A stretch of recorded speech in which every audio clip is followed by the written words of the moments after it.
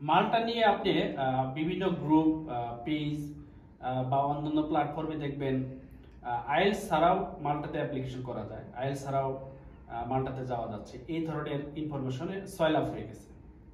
True, মালটাতে আপনি IELTS ছাড়াও যেতে পারবেন, আইএলটিএস ছাড়াও অফার লেটার অবশ্যই পাবেন, এবং দু একটি ভিসা হচ্ছে না আমি সেটি বলবো না, অবশ্যই ভিসা হচ্ছে, আইএলটিএস ছাড়াও ভিসা হচ্ছে। কিন্তু আপনি সাম্প্রতিক সময়ের যদি ইনটেকগুলোতে খেয়াল করে দেখেন, এখানে কিন্তু বেশ ভালো রিজেকশন আসছে, মালটাতে রিজেকশনের হারটা বেশ ভালো। তো এটার একটা বড় রিজন হচ্ছে যাদের আইএলটিএস ছিল না তাদের কিন্তু মেসিভ আকারে রিজেকশনটা আসছে। আইএলটিএস নিয়ে রিজেক্ট হয় না এটা বলছি না, আইএলটিএস নিয়ে অনেকেরও রিজেকশন আসছে, কিন্তু একটি দেশে যখন আপনি অ্যাপ্লিকেশন করবেন সেখানে আমি ব্যক্তিগতভাবে সাজেস্ট করি আপনি আইএলটিএসটা দিয়েই এরপর অ্যাপ্লিকেশনটা করা উচিত।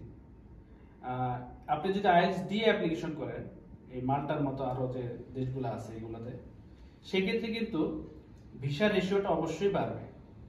আর এখানে কিন্তু ভাই খুব বেশি আহামরি আপনার স্কোরটা লাগছে না। ব্যাচেলরের জন্য যারা অ্যাপ্লিকেশন করবে তাদের মাত্র 5.5 স্কোর লাগছে।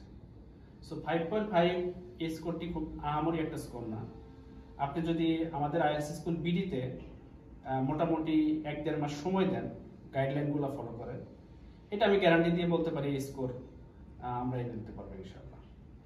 আর মাস্টার্সের ক্ষেত্রে 6 পয়েন্ট লাগে, এটা একটু চ্যালেঞ্জিং, এবং অনেকে প্রশ্ন করতে পারেন 6 দিয়ে ভাই আমি কেন মাল্টাতে অ্যাপ্লিকেশন করি, আমি তো ইউকেতে করব।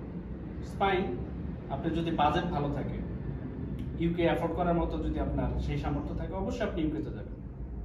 সো আমার সর্বোপরি সাজেশন হচ্ছে মাল্টাতে যারা আপকামিং ইনটেকে অ্যাপ্লিকেশন করতে যাচ্ছে তারা অবশ্যই আইএলটিএস দিয়ে এরপরে অ্যাপ্লিকেশনটা করেন।